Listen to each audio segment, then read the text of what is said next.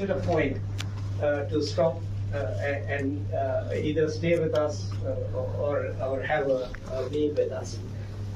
And so does her husband, who happens to be an Indian. But also in Niti, about 6 months ago, I had the pleasure of meeting with a delegation of, I think, about 8 to 10 people from the Nepalese Planning Commission. And one of the questions they raised was about Niti versus Planning Commission. So I'll just start by saying a little bit on that before I go to. The old Planning Commission, which was abolished in 2014, was basically India's version of centralized planning. Now, you all know, I mean, especially those of you who are older, I just met somebody who's older than me, Professor Saab here, but the youngsters will not know. The USSR, the original centralized planning was the USSR, so we had our own version of it, where there were national plans, state plans, and a whole lot of money which was distributed for these. But it was all top-down. That planning commission has been abolished in 2014, and we have something called NITI, which stands for National Institution for Transforming India. And in kind of as a academic or lifelong think tanker, I describe it in the following ways. So one is a change from the centralized system to a decentralized one. So there is no money, there is nobody saying this is the national plan, this must be your state plan, we approve this plan and you get this money. So that is no longer there. So it's decentralized. And second aspect is it's more policy oriented. You know, what are the changes we need to make things happen? So obviously what happen is that there has to be some kind of a approach or vision. I mean, it's a simple, this is the word we use, a vision, okay? Which is where, so there, we are more in the business of creating visions, of creating information sharing, knowledge sharing, and those sort of things.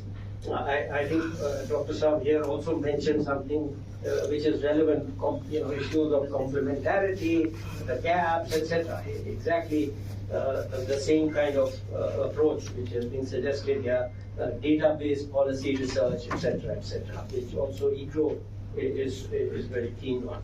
So, and the reason is for this change was because the Prime Minister probably believes that you cannot plan for 28 independent states. We have 21 states, which is one more than the members of the Economic Union, EU. So the concept of, and these are as independent, maybe not, they are not completely independent, but in economic matters, in many other matters, as per our constitution, they have complete rights over the so-called state list of the constitution. So that's kind of very important to remember, both when we do the research and we try to draw lessons, but that is what motivated this change which the Prime Minister instituted. So that is why, that leads me into what it says there. It says a vision of Viksit Bharat. So the PM really believes in a decentralized system, which he says, okay, the nation must have a vision, the states must have a vision, so there will be 28 visions. And districts must have, blocks must have, every institution. If you are let's say doing R&D, you have your R&D vision for the future, okay, and so on. So it's really his approach, which is kind of a decentralization in thinking also. Okay, it's not that we are the wise men sitting here and everything we are going to tell you. So with those preliminaries, let me go to my presentation, which is as it says, a vision. So I am a NITI member, but this is not the vision of NITI, because there is no such thing. We don't have a centralized vision. So that is why I call it a vision. you can say that as a member of NITI sitting there, this is my vision, or whatever you want to look at it, but it is not, I'm not presenting specifically, let's say, the government's vision or anything. Okay, so with that introduction, let me start next. So what I'm going to talk about is really the future. So I think, Sharon, because we don't have time to go to the past, there are questions of the current and past. Perhaps if we have time, we can take some questions. But my focus is on the future, which is the way we are thinking now about India in the future. So I will basically 3 or 4 major points. Before we think about big things for the future, we have to be clear where are we. So my first part of my presentation is how are we positioned for the future. Then looking at the opportunities and challenges which are there. Opportunity, it turns out, the global structure, how it's changing, etc., which may be of interest also to all of you who may not be that directly working on India, but this is going to affect every country in the world. So think of it from that perspective, that I'm looking at the various changes which are happening internationally, which provide an opportunity for India. I mean, the implication for other countries, you at the conference may consider. The challenges which are well known to many of us, but I think they are important for us only to be aware of. And finally, I'll give you a little picture of the projected where we believe we can and will reach. Next. So where do we stand? So I will go quickly over 4 or 5 issues. What has been happening to per capita growth, employment and wages, poverty and distribution. If you read newspapers, you hear a lot about this. But you can see this as an illustration of what very rightly Dr. Wagle said. We must have a data-based approach. You know, everybody can have an opinion, but first we have to say what is the data, what is it showing us, okay? And then we must analyze it and then develop whatever policy or views we have. So I was very impressed. You really focused on things in the way I actually approach my work in NITI. Poverty and some social indicators, not enough time to cover everything, but I'll just give you an idea of how I kind of look at it and analyze these things. Next. So one key element, this is a plot of, most of the data which I'm going to give you is taken from international sources. Whenever I compare, it's the WDI World Bank indicators. So in this I have 2 graphs. The blue one, the dots represent the difference between the rate of growth of India versus the average rate of growth of the world, taken from the WDI. And the red dots indicate India's growth relative to China. So India's growth minus China's growth. So let's focus on the top one first. The first thing you notice is that there is a lot of fluctuation. Okay? Rates of growth fluctuate. And the point I want to make here is that when we are looking at the future, we are talking about 10 years from now, 2030, 2047 or 2050. As an academic, I find it easier to talk about 2050. Of course, the Indian government is focused on 2047 because it's 100 years of India.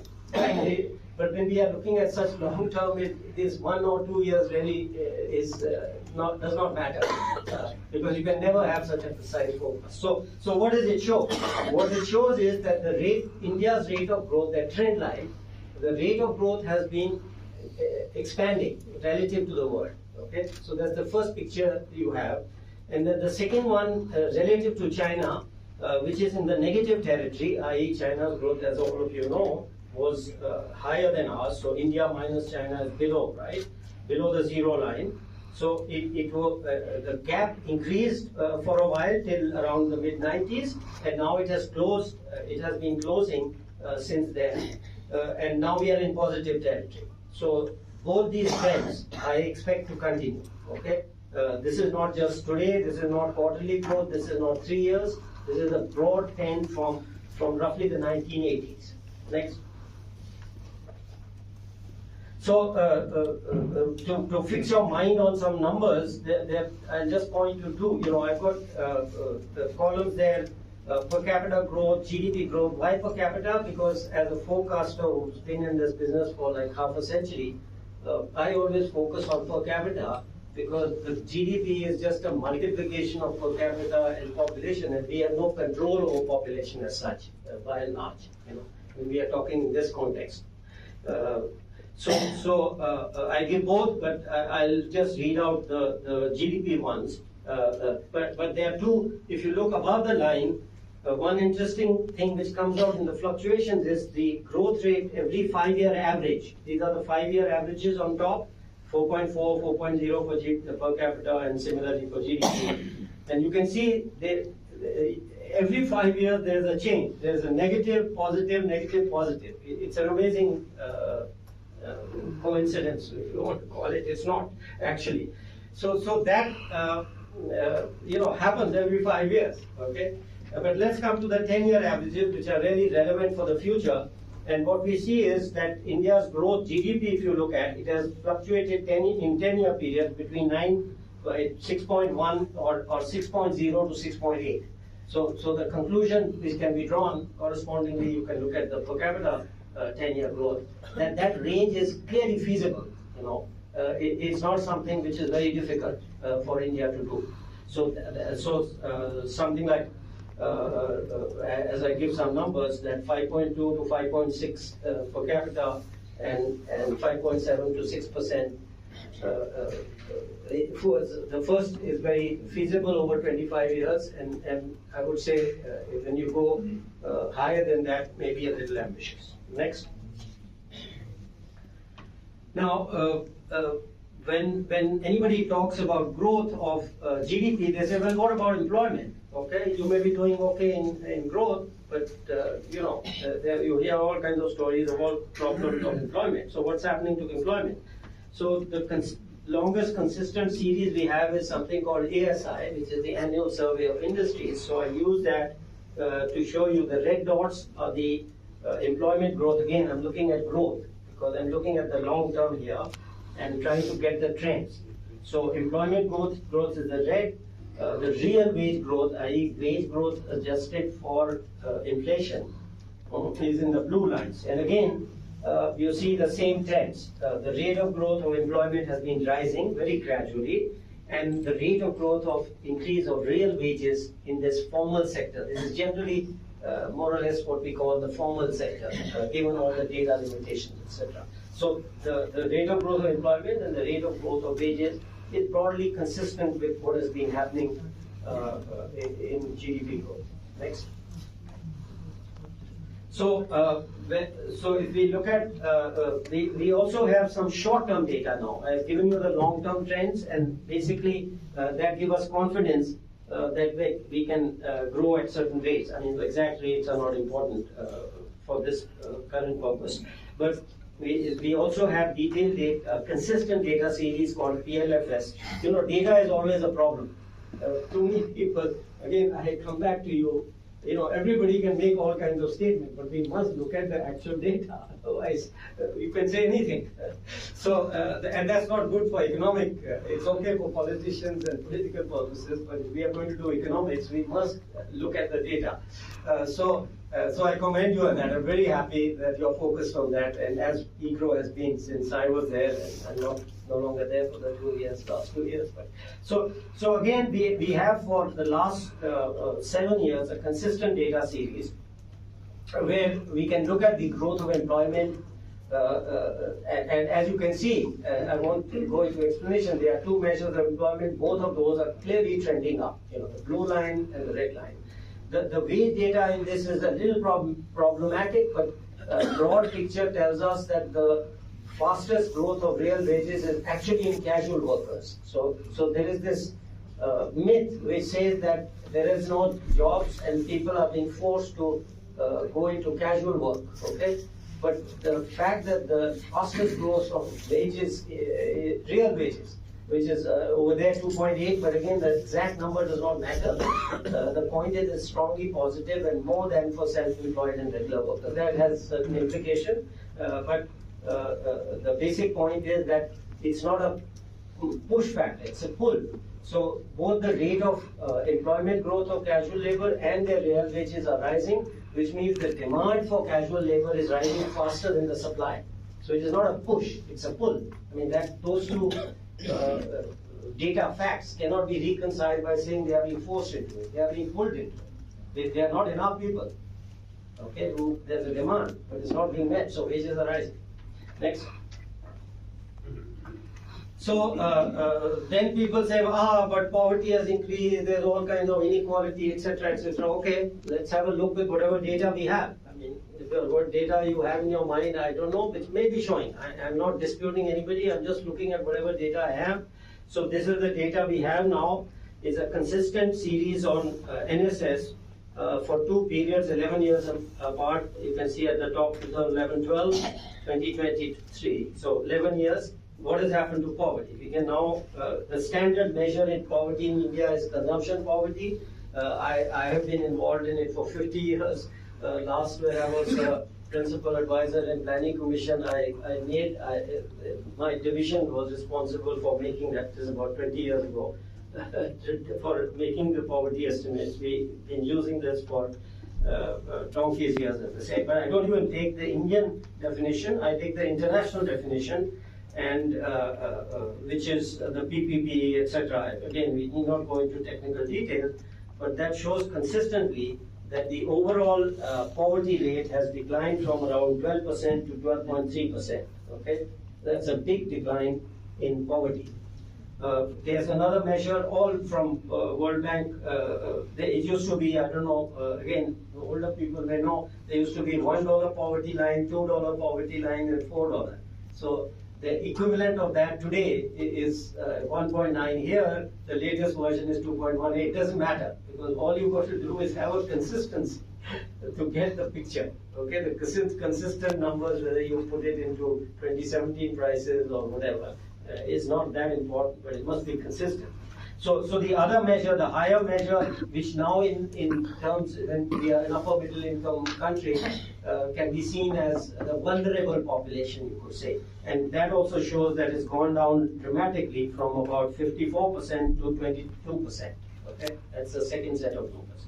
Okay, so people say, fine, poverty over this period has gone down. But what about the distribution? It's all getting bad. I know so many poor people, I go out, you see poor people. Okay, well, if you go out to San Francisco, you'll see poor people, but okay. Again, the point I'm making here is it has to be a consistent definition, and what is the change? Nobody's saying anything is perfect. So what does it show? The standard measure we have used, for, I don't know, 100 years is something called the Gini coefficient. And according to that, there's a clear improvement in the consumption distribution. Even the one which after that has become very popular, top 5% to bottom 5%, which is at the bottom of the table, has improved during this period. Next. So before I go to the next point, so the conclusion which I draw from it, that we are in a good place to make this big push to become a high-income country. We'll tell you how we define that and what it needs to be.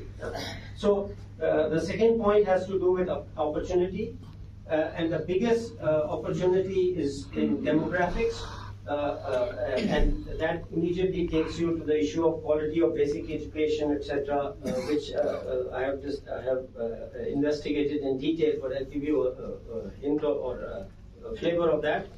The second big change in the world opportunity is supply chain de-risking. I called it high-tech decoupling and partial economic decoupling. Remember, this is the part which will apply to all countries, including Nepal, okay? And China or anybody else you can think of. So these are very important issues which affect India. I'm going to give you an Indian perspective, but there's something you may want to know if you're working on Nepal or other countries also. So the supply chain de-risking, and I'll give you a little idea of what kind of risks there are. And this e-services. So services, what we call e-services, becoming very important. And here it is particularly important for India, but in some context, perhaps I have not studied it, but even for Nepal and India, these are the new things you were talking about, the digital, etc. which perhaps they will work on in future discussion, but it's important to note it now.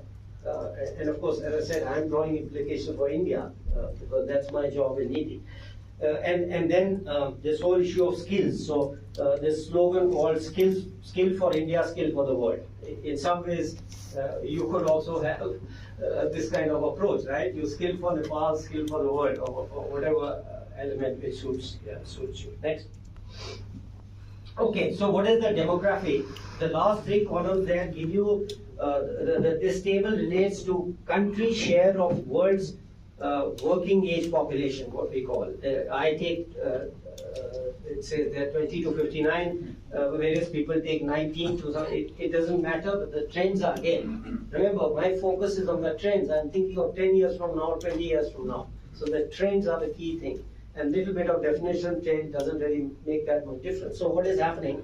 So in the first two columns, I have given you the change in the working age population of different countries in the last 30 years, and the next column, the next 30 years. Okay? So 30 years past, 30 years future, all data from world population statistics. I don't develop any of my statistics, because otherwise we get bogged down into controversy about how you measure, etc.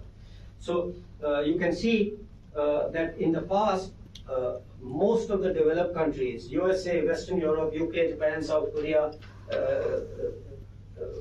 have had a decline in the working age population. Russia, okay? And even China and Thailand, But there were some countries like Indonesia, Mexico, Vietnam, and of course India, where the working age share of the working age world population was rising.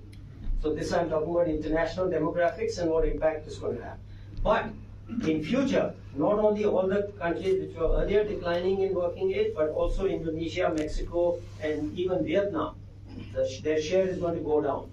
The only country in this group, which is, I've picked these out because they are relevant for our future and future policy. India is the only one which will have a modest increase. So that's the only country. Now that has huge implications for how the division of labor in the world, what we call comparative advantage, will be affected. So in my way of thinking about it, and this is the last point on the left, the comparative advantage, the right up if you see, will shift in India. So the human resources, the low skill, medium skill, high skill, everything is important. We often tend to focus only on the high skill. I noticed, I think perhaps an honorable minister's speech, where the medium skill, no, perhaps, but there was one of the points made was about medium skills. I think they are very, very important. We neglect them. We look down on them, but they are the ones which promote real wages of the public. Me and my children are always interested in the high skill, but the medium skill is what is going to drive the middle class, the middle income, etc. So I pay a lot more emphasis to that. So basic point here is these demographic changes, and combined with this anti-immigrant sentiment. Remember, this working age population is declining, so countries are getting immigrants. But now there is a huge anti-immigrant sentiment, okay? And that is going to affect what happens to all of us, okay? So there is an opportunity for e-services, okay? That's the thing. Many of the services will get unbundled, and what can be done, let's say from India, Nepal, wherever, can be done. But of course, it doesn't happen by itself. We have to make sure it happens. Okay. Next.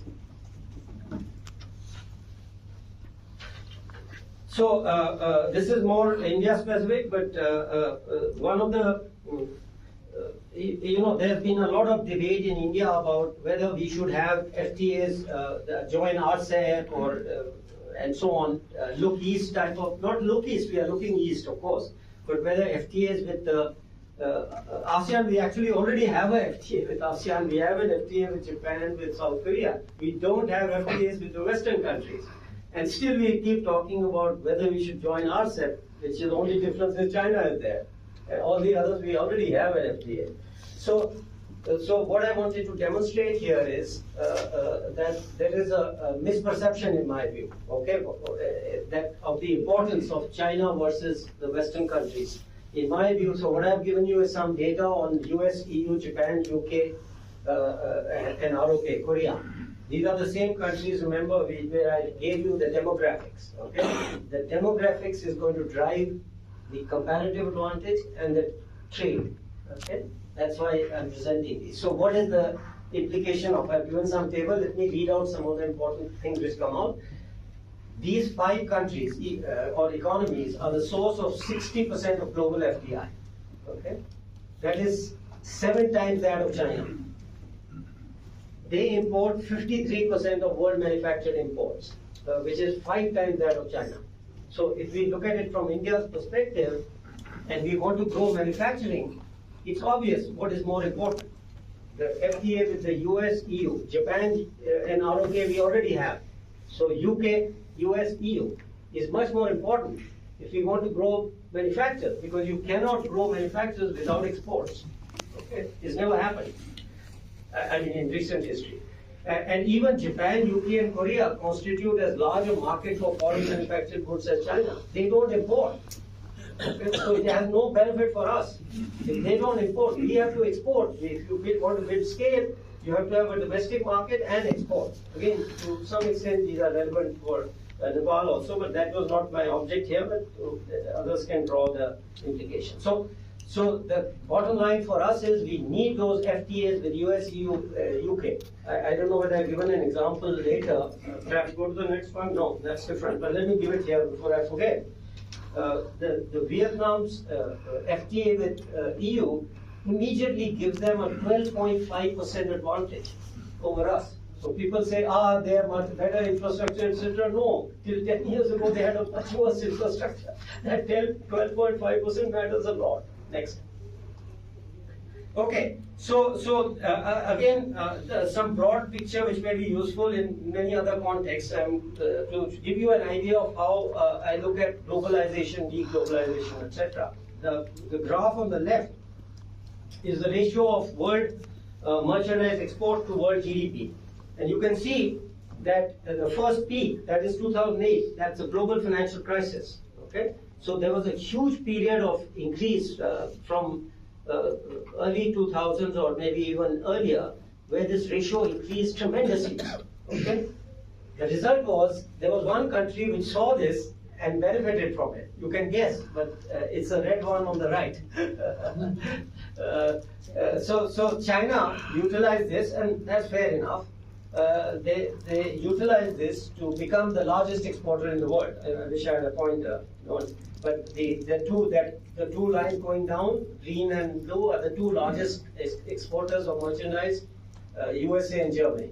So by 2008 or 2009, China had overtaken them in terms of world share of merchandise. But what is happening now, go back to the left, it stopped. Okay, at the best, most optimistic, this globalization of trade has stopped. May even be declining measured by this measure. Okay, so we cannot, when we talk about trade, we can't depend on the overall globalization. That's the key point here you must grasp. Again, it applies to everybody. Okay, that opportunity is gone, and there's one country which benefited the most from it. Okay, and that's a fact. It's not an assumption. Okay, so the second point here, if you look at it, that after that 2008, the global trade is going down, but China's share keeps going up and up. Frankly, as an economist, there is only one implication: it is not market-driven. Okay, and China is a socialist market economy. I don't have time to give a lecture on. Sometime I may give that in Hebrew, also I have not given. So that has a lot of implication. Next. They are not a market economy, and the graph on manufactured exports is even more relevant. You see that the 4 largest exporters in the world were Japan, Germany, and EU. And again, this shows that their share of manufactured exports went over them by 2008. That last dot about them all is actually 2007. Okay, or 2008, 7 or 8. But they keep growing. Okay, it doesn't happen in market economies. Okay, so this is a big issue for us. Why? Next.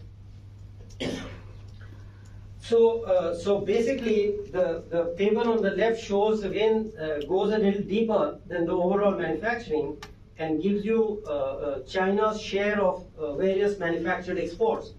And these are sorted by their share. So I'll start with the top and tell you something about the reds in the middle. So the top share is 67%, 2/3, let's say, in pottery. Now, pottery, you say, how does it matter? Well, guess who it matters to? A month ago, there was a story about Thailand. Pottery making is very important for the north of Thailand. And they were afraid that the pottery industry is in the process of being wiped out. Okay? This is 22 data. I wouldn't be surprised if the 25 data shows that this is not 67 but 75%. Okay? It's just systematically wiping out the export industries of other countries. These keep growing, these numbers. What's the red one? So the basic thing is, we had an Anti-Monopolies Act, India had. US has an Antitrust Act. You say monopolies are bad, okay? But this is the biggest monopoly the world has ever seen. Believe me, nobody else in the world has had such a high share of manufactured exports, okay? So monopolies are a problem. We need to become competitive. The rest of the world will suffer if there is one person producing, one country producing everything in manufacturing. Okay. So competition is very important. So that's the challenge, how to introduce competition. The second one, the red elements, it is what I call 3C, communication, competition, and control. You will see that it includes what we call ADP, automatic data, computers, okay, telecom equipment, and other types of professional equipment. So there the shares are 40%. And these have a special relevance for de-risking. You all heard of de-risking, which is going on. These elements are in everything, wherever there is communication, computation or control. Give you one example from US. I have actual examples from India, but I won't go into that. The example from the US is all the port infrastructure in the western seaports is imported from China. One day they discovered and woke up that all the data from this stuff was going to China. Okay? If the data is going, remember, communication, computation, control. Effectively, what they suddenly realize is they know everything which has happened on this port and they can control it from there. So they can shut it down. Now they are scrambling to change this. Okay, how to replace all the Chinese equipment. This is happening everywhere. I just want to leave it with that. For Indians at least, I don't, Nepal may not be worried, but I am worried. Okay, about these matters. And this is much more if you go down. Okay, so the issue for industrial policy for India is how to. This may not be directly relevant to Nepal, but in terms of supply chains it may be, is how to work with, to combine India's manpower advantage, go back to the demographics, with advantage of USA in technology and EU in demand, to do this jointly. The joint is not anti-anybody, it is to promote competition. One cannot have monopolies. If this happened in the US, the Antitrust Act in the US would have said dismantle them. Okay? But we can't do that. This is international, so we have to introduce competition. Next. So, I'll leave this with a fact and move as a fact. So, what I have here is, I showed this because this shows where India is. See that bottom pink line. So, we are far behind the 5 big manufacturing nations are China, you can see, the USA, Germany, Japan, and 5th is India. So that's the reason I've given this plot. The interesting fact is that India is the 5th largest producer of manufactured goods in terms of value added, but it is the 15th largest exporter. That is our problem, this gap in RAC. Okay? Again, I don't have time, but I just leave you with the thought, and one of the ways we are trying to address it next is that we miss the bus on FDI and MNCs particularly when other countries in Southeast Asia use the entry of to build supply chain. That's the point of this. I won't go into details. This is what we are doing is kind of playing catch up. You all heard of Apple and mobile manufacturing. So this is a bus which South Korea, Malaysia, Thailand, China, and now Vietnam have all caught. So we are scrambling to catch up in a period, remember, where globalization is not happening. So it's a big challenge for us. But if supply chains develop, there is obviously possibilities for other countries, including Nepal, to become a part of those. Next. Okay, a little bit of the challenges, and then I'll move on to the last point in conclusion. So the way, again, I look at various things. So this is a plot of total labor force participation and the male there. So the way I look at it is I take most of the countries, all the countries in the world which have the data, let's say, of total labor force participation rate, and plot them and put a trend line. And then I look at where India is relative to that line. Okay, so if you look at the pink line and the pink dots, I don't know whether you can see them, but our labor force participation is low relative to what it should be. I think it's very vague. I'm not sure you can see it, but let's leave it. So what that tells me, and why is that? If we do the analysis, we find that the male labor force participation is very high. It actually is high, almost comparable or even higher than in developed countries. Okay, but the female labor force is very low. So I look at all these challenge, this challenge and others I will tell you as an opportunity. What that means is if we can increase the female labor force participation, we get a huge boost in growth, in labor and growth. Okay, so challenge, opportunity. That will allow me to grow faster than I would have otherwise. Okay?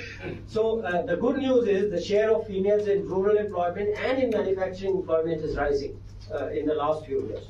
Next.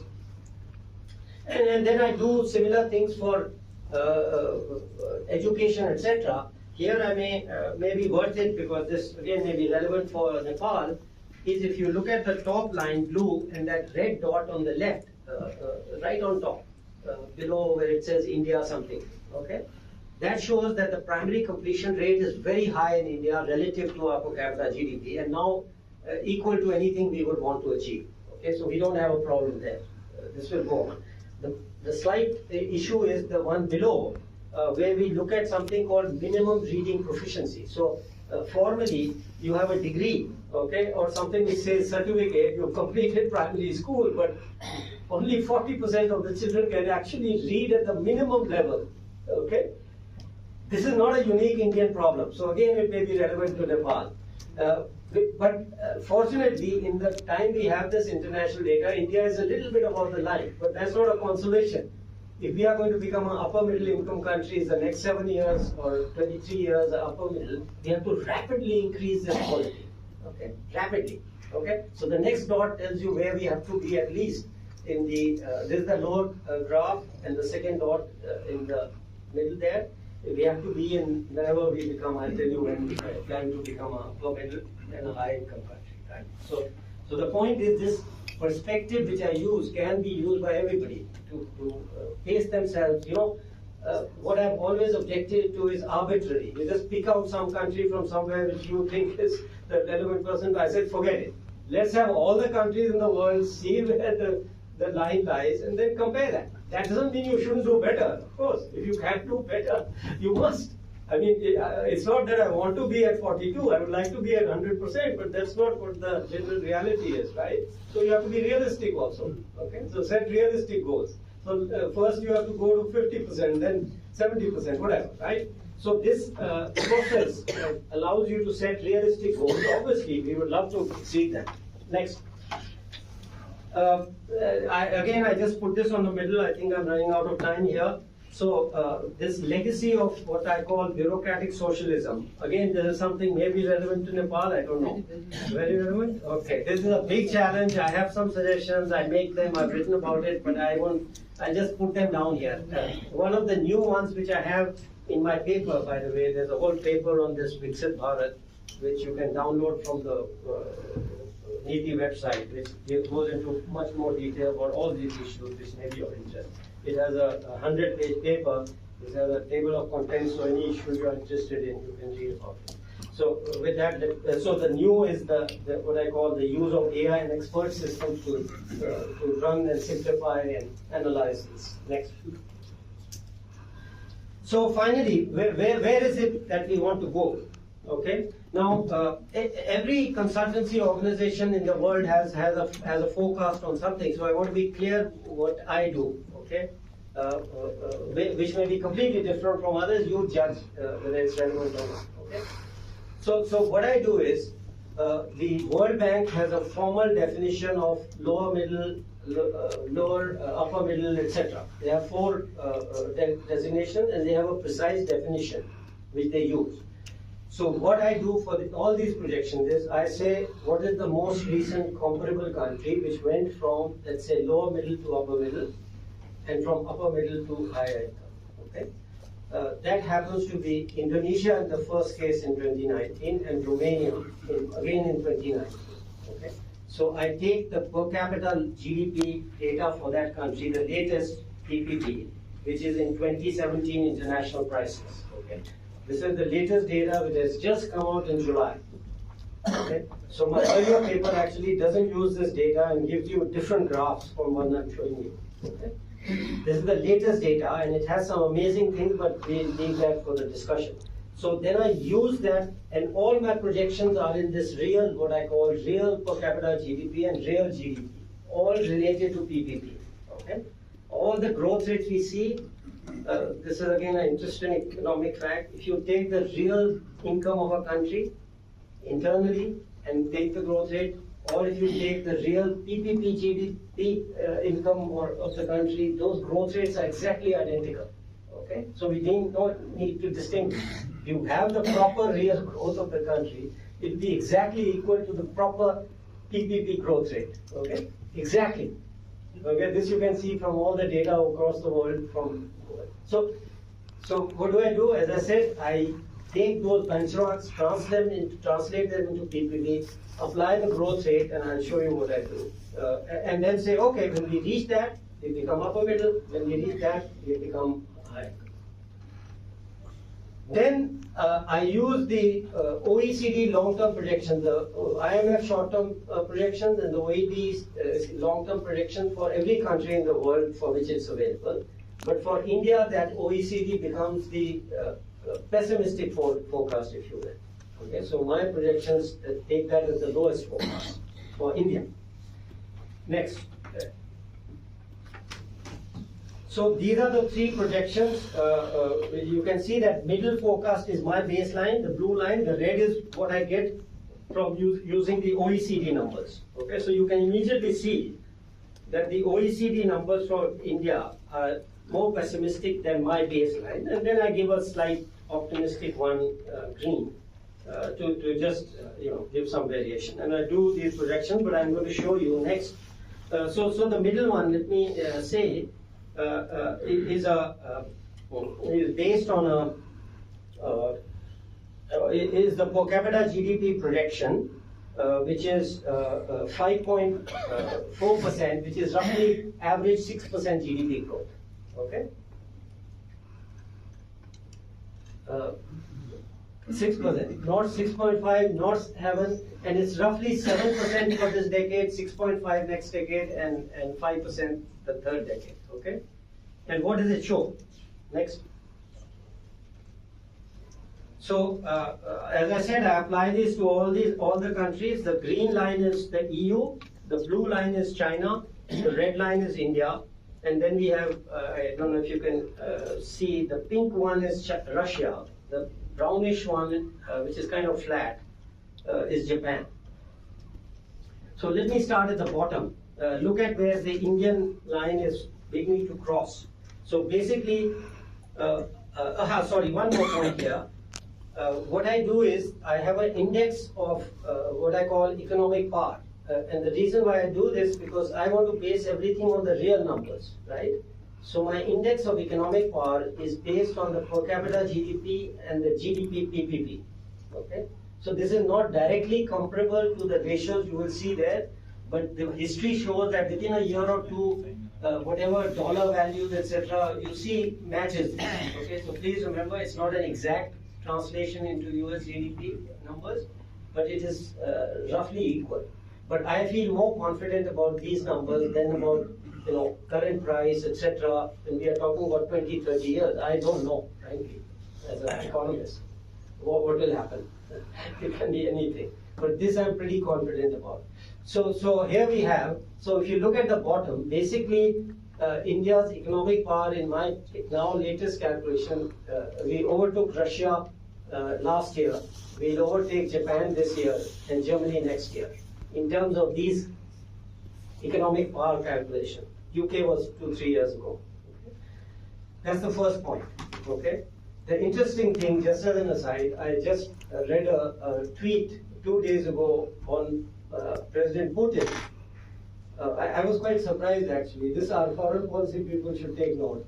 He said Russia is the fourth power. Manjeet may want to comment on it later.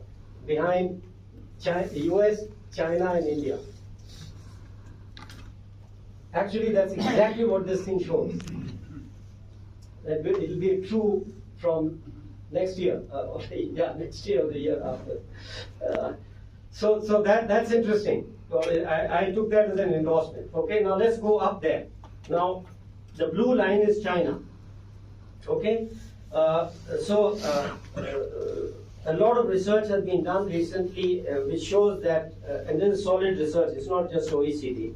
Which shows that China's growth rate will go down to roughly 2.8%. So that is inside this thing. Not my own projection, but the OECD. The EU is there. So the interesting part here is, let's conclude.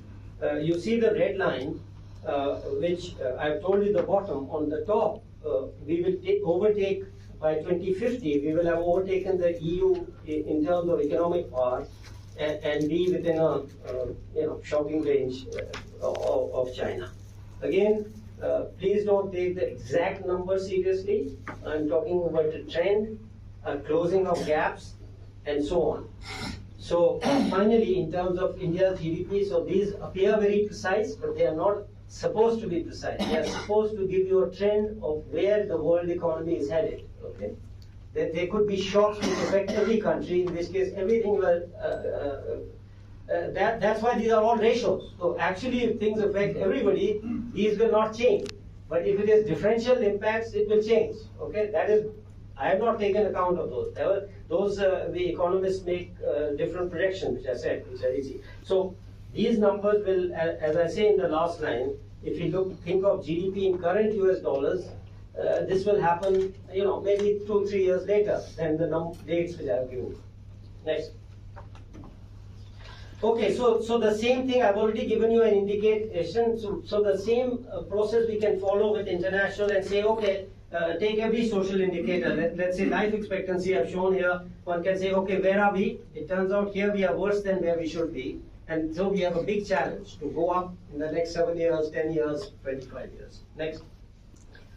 So, conclusion, we are well placed to become a UMIC, HIC. The numbers which I get are not as difficult as everybody else seems to think.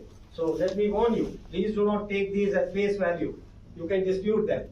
There are people who are saying we need 7%, 8%, I don't know, 9% growth for the next 30 years. My numbers do not support that.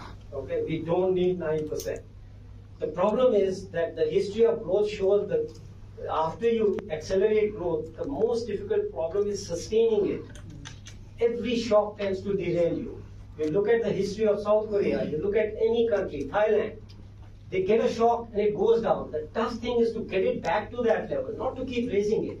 This is something which I have been trying to convey for the last 20 years, but people unfortunately do not understand this. The history is not of people continuing to raise their growth. It's not possible. Okay? The big thing about China is it was able to maintain a growth rate of 9% for 30 years. It is not that it kept raising it. It's a sustaining. They got shocks. They got knocked out, but they went back. That's what the history of growth tells you. New opportunities must be grabbed. Digital was mentioned. You are absolutely right. Digital is going to be a big thing in India, but I actually call that term is not mine. I call it hybrid, but the term is phygital. And India is going to be a pioneer in systems, I believe, and we must ensure it is. All the Indians here, but you can perhaps think of this side also. It will be, remember, go back to the demographics. Okay. The world will move to robotics. We don't need to. Okay, this is another thing which I'm trying to convey to everybody. We have the manpower. We should be the manpower supplier of the world. Either here, sitting here, and some point there. Obviously, some things will remain. I mean, if you need a nurse, she has to be sitting next to you. You have to be physically there, right? If you are a carpenter or construction worker, you have to be there. There's no way to do it from here. Unless through robots. So that is the big change, the demographic, the demonopolization, which means basically shifting of supply chains. Okay, and if my vision comes true, a lot of those should shift to India. So there will be opportunities for all our neighbors because these will be FDI, foreign supply chains. Okay, most of them. Afterwards, of course, Indians will develop. But in the next 10, 15 years, it will be FDI. Okay? That doesn't mean Indian companies will not be involved or other companies, from Sri Lanka or Nepal, can be involved. And finally, the old challenges, the basic thing which I have worried about for the last few years is the quality of basic education and the skilling. The skilling is very poor in India. We are way behind on skilling. Okay? I don't know enough about Nepal. Maybe you can explore, people here will explore, but if that is a problem, please focus on it. That's my only advice in Nepal. Skilling is critical, and skilling at every level. Don't just think of the high level. Okay? Thank you.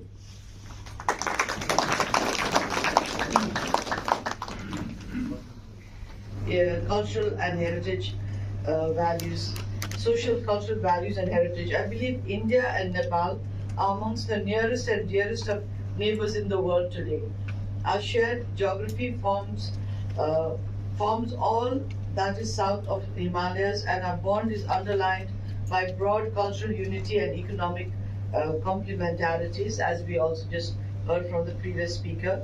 Rivers that flow wholly from Nepal's mountains are a source of life to all our friends and families living on the Indian plains, whilst the clouds that form above the Bay of Bengal are the source of snow and rain in Nepal. India is our largest trading partner, significant contributor in foreign direct investment, and a transit country for our international trade and connectivity. We feel that the people of India have always been on the side of the Nepalese people in our tryst with democracy. India's dedicated support in education, health, infrastructure development, institution building, and industrialization of Nepal further consolidates and deepens this bond. Multifaceted family ties, religious pilgrimages, and cultural festivities have kept us close for generations, while in the recent years, substantive progress has been made in expanding and deepening bilateral economic cooperation through formal channels. There has been good progress in organizing regular meetings of bilateral mechanisms to implement important past agreements and to chart out a longer-term vision that seeks the mutual benefit of both our nations. And I'm so happy that we are going to be starting a forum like this, where many things that cannot be openly discussed or cannot be easily discussed in formal channels can be thought through in closed-door meetings, in situations like the one that we are now trying to create.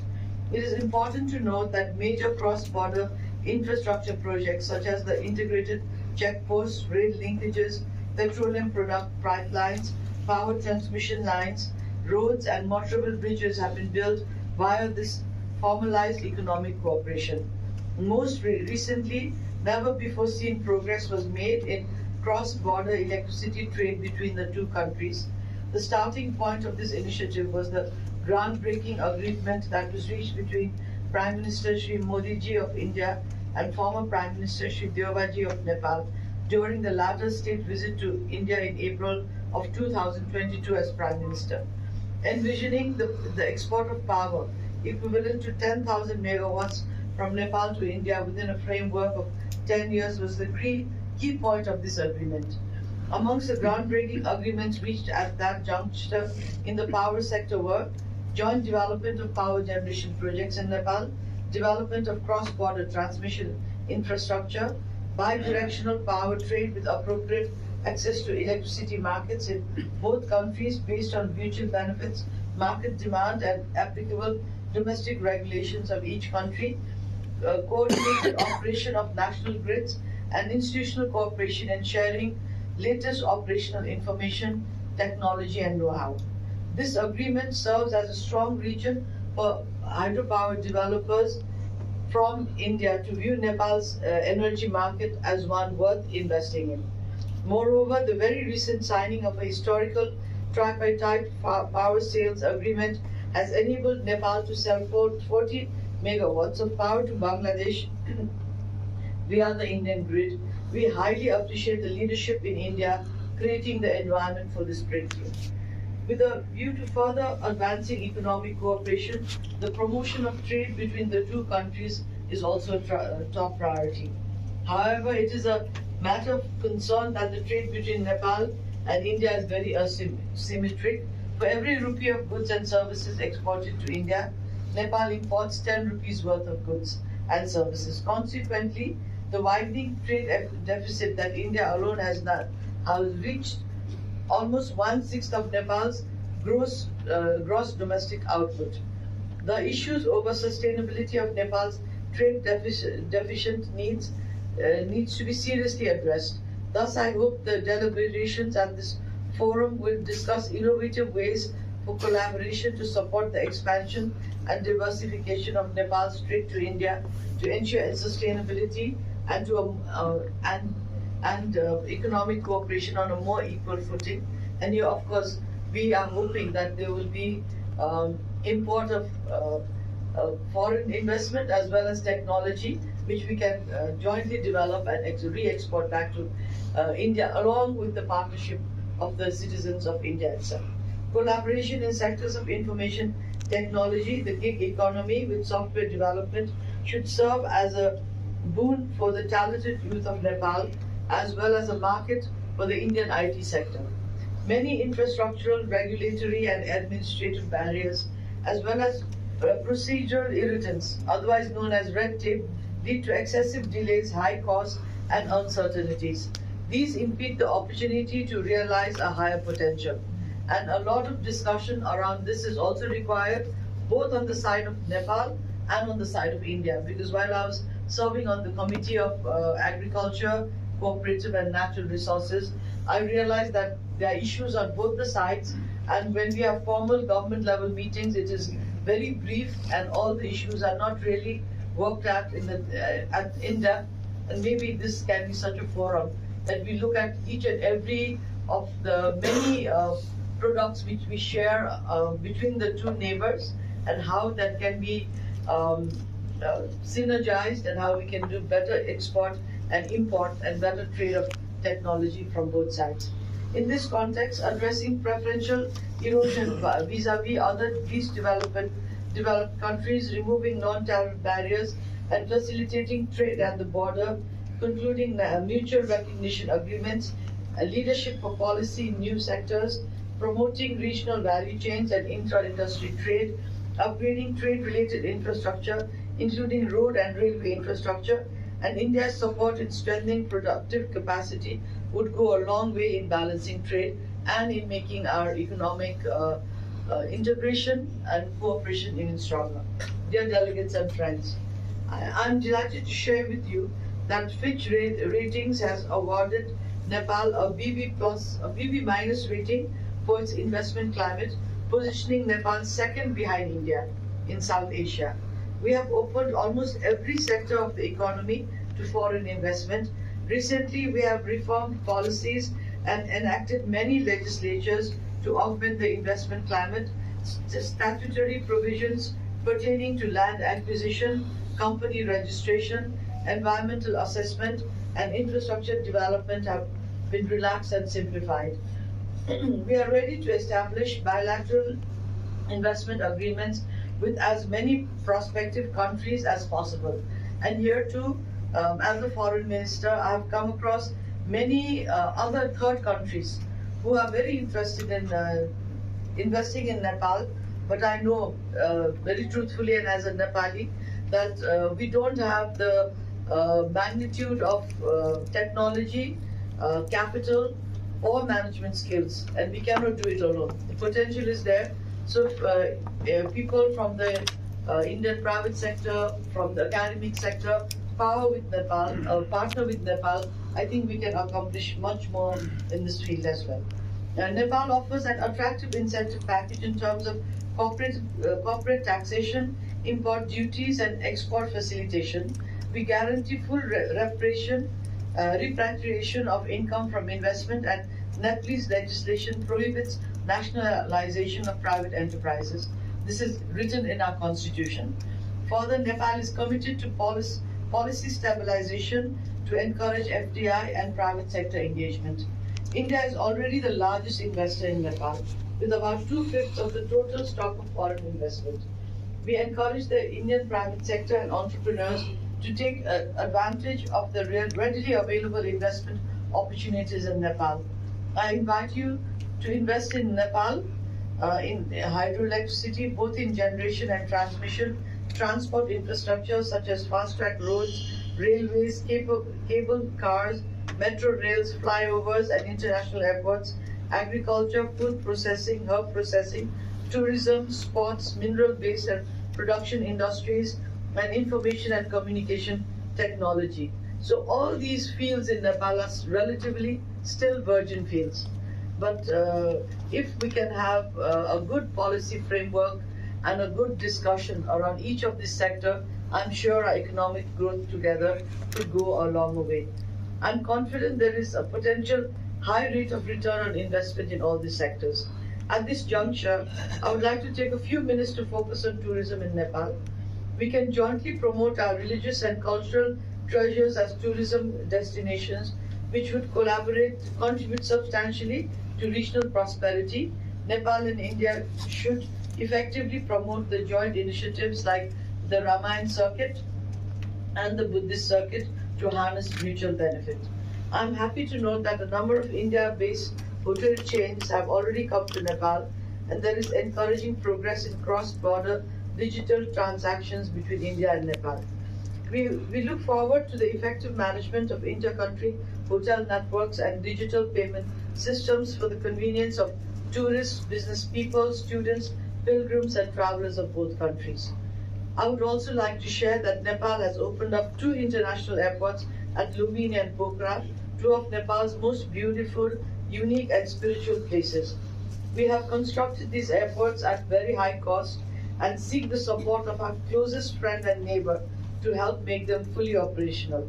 Thus, we seek the support of private Indian airline operators to start services to these 2 airports for enhancing not only economic ties, but also deepening people-to-people connections between our 2 countries.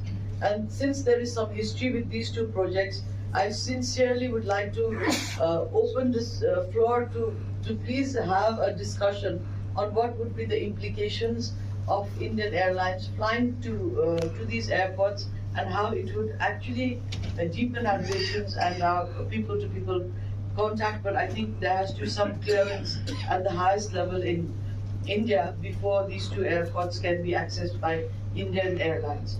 The government of Nepal has offered various incentives to airline companies for such services, and now a number of airlines from the Middle East and from China and from Thailand are coming to at least Lumbini Airport.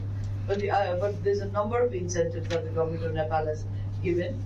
The government of Nepal has also been seeking additional air routes via India, which would highly benefit tourism as well as connectivity. And I think this is also an issue which needs a lot of discussion before coming to a good conclusion. Dear delegates and friends, Nepal has achieved a historic political transformation and institutionalized peace and a democratic systems of governance in the country. Now our priority is to secure rapid social, economic growth to bring peace and prosperity to our people. Nepal is graduating from its LDC status by 2026 and hopes to become a middle-income country in the near future. Continued support and goodwill from the international community, particularly from our closest neighbors, remain important for meaningful, sustainable, and irreversible graduation. We are working hard to achieve the Sustainable Development Goals by 2030. However, the vagaries of climate change, which transcend national boundaries, present a most severe threat to achieving SDGs. Only in the most recent monsoon season, Nepal lost infrastructure worth $1.3 billion due to unprecedented floods. Given the shared geography and the shared river systems, Nepal and India must strengthen cooperation on climate change issues and work towards a more sustainable and resilient future.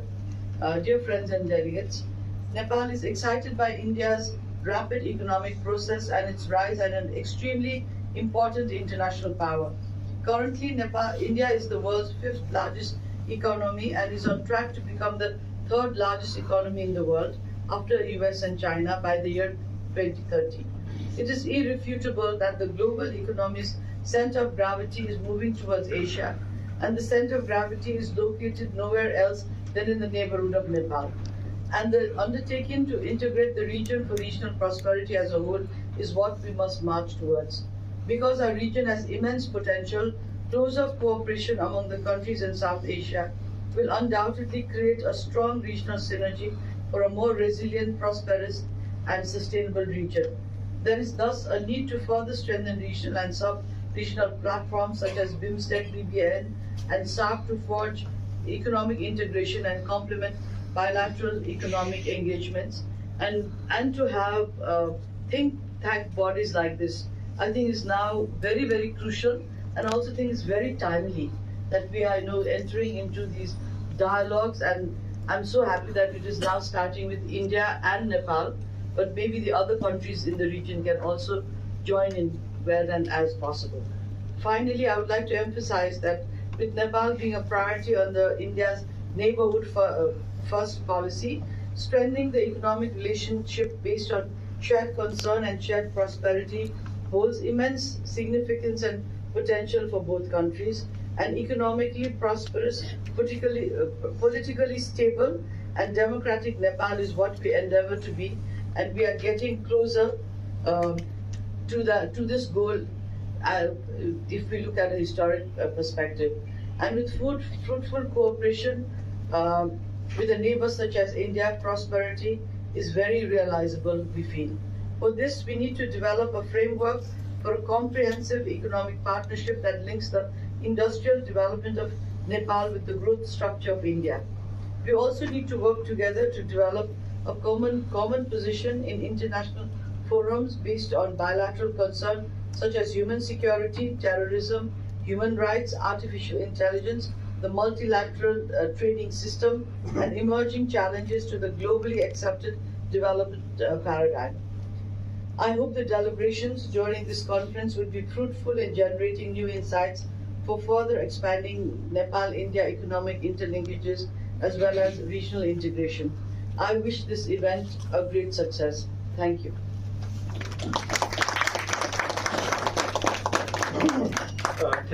Thank you, Your Excellency, Dr. Rana, for a very comprehensive review of India-Nepal economic issues and relations, and your guidance for this forum and for future research. If you don't mind, because of the long session, we'll just take a 5-minute break and we will resume before I make my presentation. Thank you. Just 5 minutes.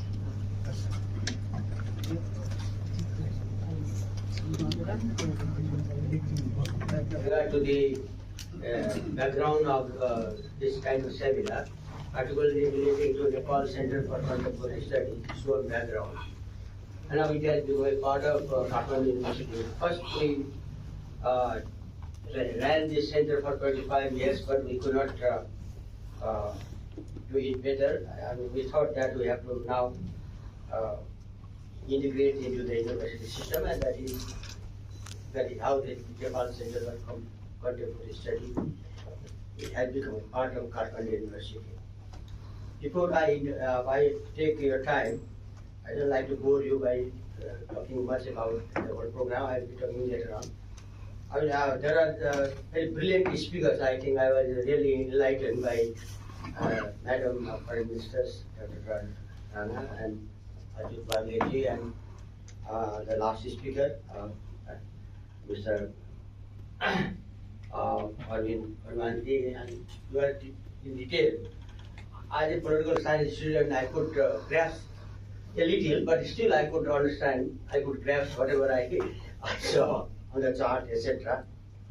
And now I like to thank the honorable ministers for sparing her time, because she was traveling all over Europe, and now she could come and stay and spend her time here in New Delhi.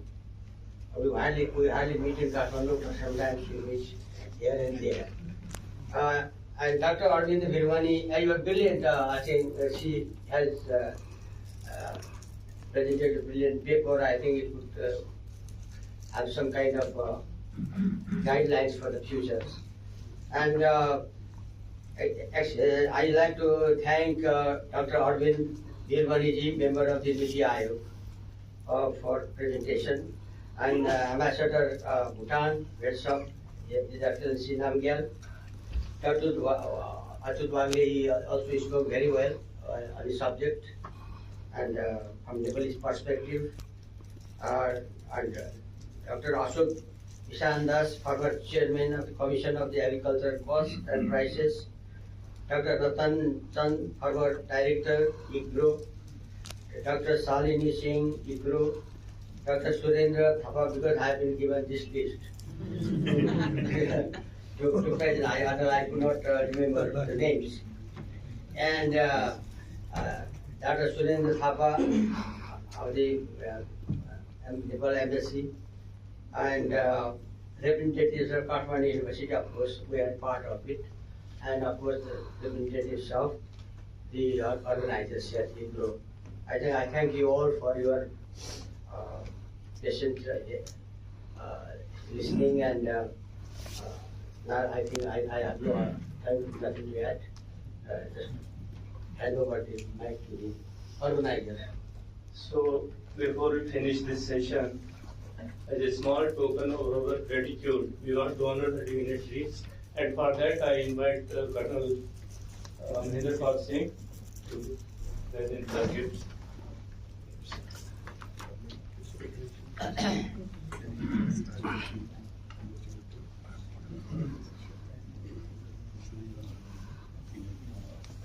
He is also founding director of IGRO Foundation.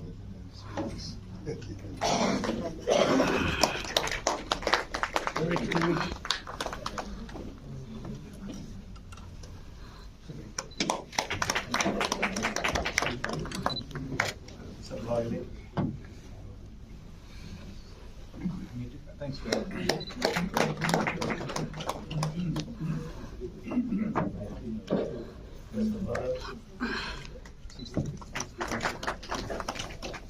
So I think this is the end of the session, and our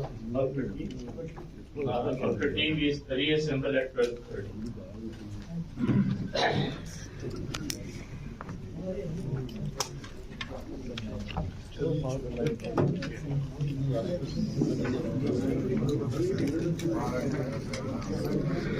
How do you see the higher education in Nepal, and if we talk about India too? Higher education in both the countries has been very productive, but the recognition of the same has not been. For example, our doctors, both in India, Nepal, our engineers, our nurses are in high demand, and they are performing very well. For example, Nepal's 38,000 nurses were employed by the United Kingdom at one. That is the product of our university system. But those same universities are not duly recognized, saying they don't have a quality education. How can it be possible the nurses produced by them are qualified to treat their people, save their lives, and the universities do not have the quality. So I think we largely depended on the kind of narratives created by others, and that is where I say we need to look into the data from every possible perspective to reaching into any kind of conclusion. Of course, there are challenges. We are facing underinvestment in higher education. We are not being able to project the kind of manpower we probably would require in, say, 25 years. Why I take this 25 years is, if you start education of a child today, when that person becomes a mature adult, it will take 25 years to complete education. So that sort of projection, what number of doctors, what number of engineers, what number of different subject engineers, climate scientists we would be requiring in 50 years, we have probably failed to project that. And if you can do that, I think with the supplement of the private investment in higher education, we are in the right track. Okay, so what's the main objective of this event? And tell me something about how enhance India-Nepal relations. There has not been any such forum to share the common research and create evidence-based narrative that is factual and that is supportive to the policymakers. So it is important that this sort of collaboration can produce few good researchers every year in the mutual interest of our both the countries, and that can be supportive to policy making, curriculum development, course designing, and skill training on both sides of the country. Thank you so much. The main objective of today's conclave. Can you please share the overview? Thank you very much. India and Nepal share the closest of relations. These relations are, of course, civilizational, but they are also economic. We are the largest partners of Nepal in economy. This is a gathering of people from Nepal and India who are involved with economics and how we can cooperate. So there's a great deal of conversation on Viksit Bharat, conversations on regional cooperation. Mantriji, we'll see one day you can edit. If you want to take things forward, you have no choice but to collaborate with those who are in your region. That's essential for your own self, for the self of the region, and for global health. So therefore, it's a very important conference because I also would like to highlight something here. It's brought together those who are specialists and not those who are only guided by the big ticket issues of politics between countries, between nations, but those who are experts, because they must have a meeting of the mind and take things forward for the benefit of both the countries and the societies and people at large. Okay, so how do this conclave, economic conclave, help India economic and Nepal? Look, this is very important that a country like Nepal, with whom we have these closest of ties, and India, as we are growing to become the third largest economy in the world, we have regional cooperation. We cooperate with each other. Cooperation is not a one-way ticket. It requires collaboration, it requires understanding, and it requires each other to understand what the other has to offer so you can leverage it. That's what a conference like that does. Top level people, high level people from India's NITI Aayog, Nepal's top professors, their foreign minister has been here. It's a very important reaching out to build a confluence of minds at the highest level. Thank you so much, sir. Thank you, ma'am. How do you see India-Nepal relations? I think we have the best of relations. I think when India says neighborhood first, they put us as number one on the list. And for Nepal also, India is the most important country. As you know, we have, as we spoke in this session also, we have a very, very old relationship in terms of not only socio-cultural, but even for trade, for commerce, for connectivity. Everything is very closely related. So we are we hold our relationship with India with very great value. Okay, ma'am. So what's the main objective of this event? I think this has been a very good, I think this has been the beginning of a very good exercise on track to diplomacy to really sit down and think about the policies that are being framed between the two countries, between the maybe the different kind of MOUs we'll be entering in. And I think this is a place for us to exercise based on data, based on research, what will be the implication of how we will go together in this Asian century.